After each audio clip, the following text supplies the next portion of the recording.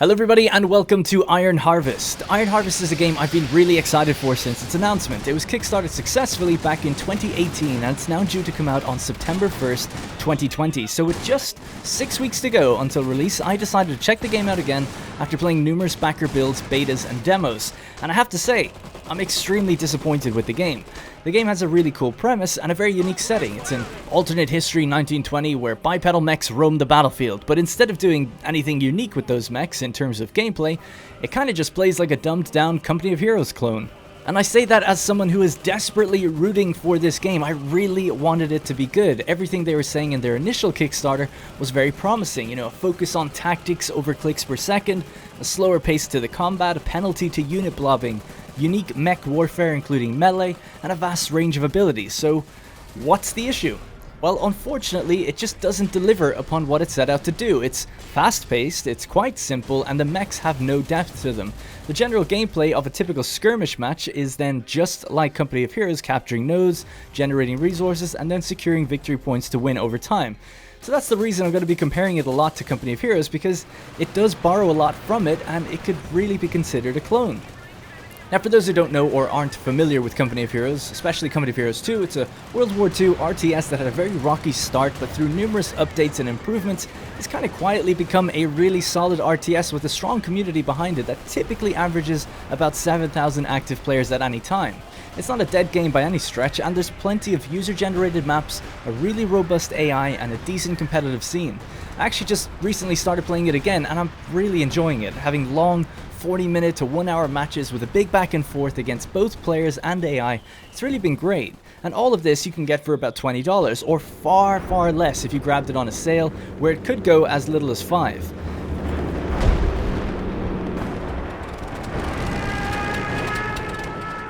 Iron Harvest is $50. It's a damn tough sell, especially considering it's out the same day as Crusader Kings 3. It's not entirely similar games, but I do imagine there's a bit of a crossover there somewhere. At this price, it's got to do something better than the already established Company of Heroes, and it's also got to be fairly high quality to rival other games like CK3. So let's talk about the big thing. The mechs. While I think aesthetically the mechs are really cool, they're quite unique, they're sort of designed in a really weird way. Some of them have small wheels and multiple legs, they're not exactly practical, but I actually really like that. It's just very different and very eye-catching, and it's visually quite striking. The problem is that they behave like the most basic tank or vehicle in Company of Heroes. For instance, they cannot utilize terrain in any unique ways, and largely obey the same pathfinding as infantry. They can't climb over gorges, jump onto structures, walk in rivers, or do anything that a tank could not do. Their damage models are also extremely simple. They basically just have a standard health bar, no armor value or fuel to manage. They'll take more damage from behind, but there's no area-specific weak spots, and it's not possible to disable the engine or stun the crew, break its legs or weapons. It just has a health bar that depletes over the time, though you can reverse if you want to avoid getting shot in the back. That's about as deep as the gameplay kind of gets with a mech. So as an example, 2 MGs just placed down are able to destroy a mech from the front because it's just a steady depletion of health. Often 1 or 2 squads can destroy them, so they often feel very underwhelming.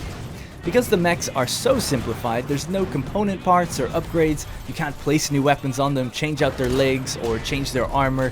When they kill enough enemies, they will attain a veterancy that will give them one ability, such as using a smokescreen or doing a special attack of some kind, which is nice, but it's still quite limited. You rarely need to use any of those abilities. So overall, I think the core of what the biggest draw to this game is just fundamentally not very good, mostly because it's not very deep.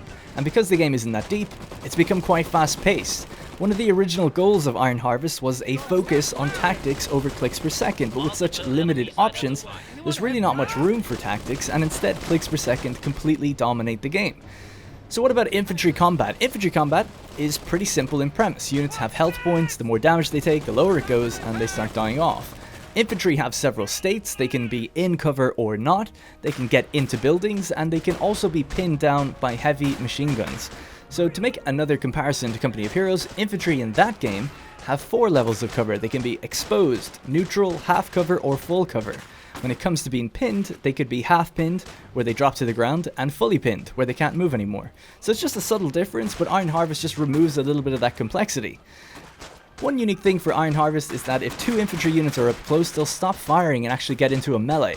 I'm a little bit undecided about this. On the one hand, it can be useful to overwhelm an enemy and stop them firing, but on the other, it just seems a little bit stupid to run headfirst into enemy fire and then just start beating them up.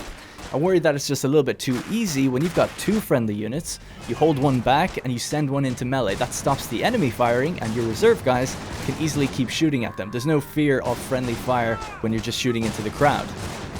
So let's move on to the factions. There's 3 factions in Iron Harvest: Saxony, Polania, and Rusviet. The barracks makes infantry, and the standard infantry unit is different for each faction. Saxony have a medium-range submachine gun unit, Polania have a long-range rifle unit, and Rusviet have a close-range shotgun unit. The other unique infantry unit is a sort of exosuit squad. These are also unique for each faction. Saxony have Eisenhans, a mobile mortar unit. Polania have Rikers, which seem to be kind of good against everything, and Rusviet have Groza, which are melee focused and can actually use a rocket jump ability, allowing them to get around quite fast. All other types of standard infantry are the same for all factions. You have engineers who can build buildings, defenses, and repair mechs.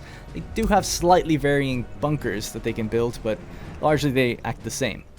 Medics, which can heal units in the field. Flamethrowers for close range and high damage, machine gunners for long range and high damage, heavy machine gunners which carry around an armored gun and then they deploy it and pin enemies down in a sort of cone of fire, a field cannon which is your anti-armor weapon, and a deployable mortar. All the factions have those same units, and because the rosters of infantry are largely shared, there's a big emphasis on changing your unit type by picking up the enemy weapons on the battlefield. So if you kill an enemy squad, they drop a pickup, which allows you to transform your unit into their unit. So if you kill a flamethrower unit, you can essentially pick it up and get your own flamethrower unit without having to make it yourself.